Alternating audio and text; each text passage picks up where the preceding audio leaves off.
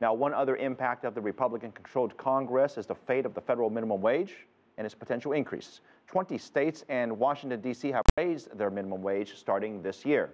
I sat down with Dean Baker. He's the co-director of the Center for Economic Policy Research, and I asked him whether the momentum by the states could ultimately affect the federal minimum wage. We've been at $7.25 an hour since 2009 was when the last minimum wage set of hikes were phased in. So you've had a number of states jump ahead and say, okay, well, if the federal government's not going to do this, we will step ahead and do it ourselves. And as a result of that, most of the country now lives in states where they have a minimum wage above the federal level. And Washington State has the highest, it's 9 something an hour. California is near that at 9 an hour. So anyhow, so the point is that the states have basically to my view, picked up from a federal level, and they're trying to keep a higher wage and bring it back more or less to where it was, really almost 50 years ago. It was at its peak in terms of purchasing power. It was at about $10 an hour in 1968. For our viewers that are watching, they may not realize it, but we have the federal minimum wage of $7.25 an hour, and that's throughout the entire country. Of the 50 states, they can choose to either stick with the $7.25 or have their own state minimum wage. And as you mentioned, a number of states have their own minimum wage that's significantly higher. Now, I notice in going through the list of different minimum wages, a lot of them are tied to the rate of inflation. So, for example, if the inflation rate is higher, the minimum wage would then increase proportionally. Do you think this is the right formula? I mean, I notice a lot of states are following this, so I'm going to suspect that they must be doing something right. Well, it's a reasonable formula. Let me just clarify a couple points here. When I was saying a moment ago the minimum wage was the equivalent of $10 an hour back in 1968, that's adjusting for inflation. So if we envision that we had kept at the federal level the minimum wage index to inflation for the last, at this point, 47 years, it'd be roughly 10 an hour. That's not an exact figure, but that'd be a ballpark figure. That's a reasonable thing to do, but what we actually had done prior to 1968 was we had indexed the minimum wage in step with productivity growth. So our productivity growth during that period, this is from the late 30s to 1968, averaged roughly 2% a year above inflation. So what that meant was the minimum wage was rising in excess of inflation by roughly 2% a year.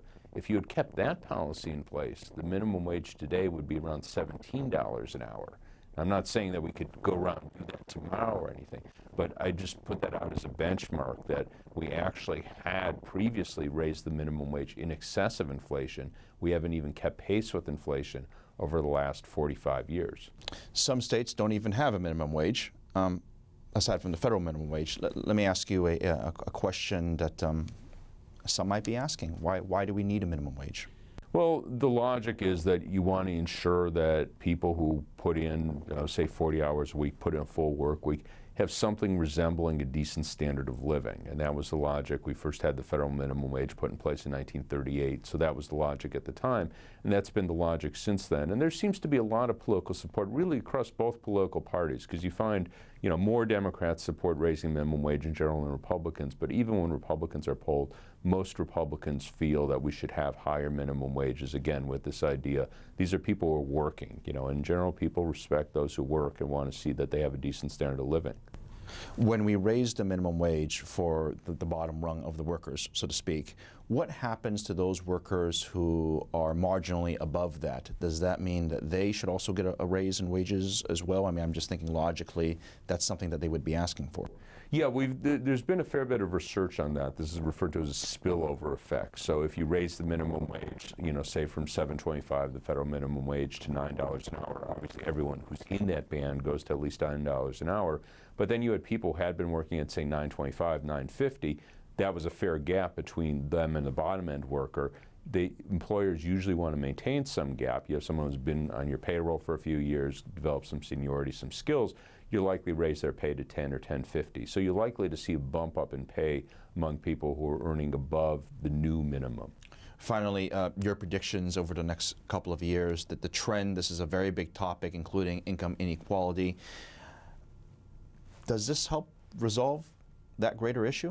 I would say it ameliorates it. It certainly doesn't resolve it in the sense these are, bottom end workers, these are people you'd like to see help, but this is, you're talking maybe the bottom 10% of the workforce counting the spillover effect. So what we've seen over the last 3 decades, 35 years, is even people at the middle, even towards the top, the 70, 80th percentile of the income distribution, they've seen very, very little of the gains from economic growth. It doesn't help those people. So it's a very good step, something I think is very much needed, but really is just scratching the surface in terms of the larger issue of income inequality. Congress, Republicans are in control. We've got a fairly big election coming up called the presidential election. There might be some movement, and perhaps, let me ask you this, is there the will to tackle this issue of the federal minimum wage?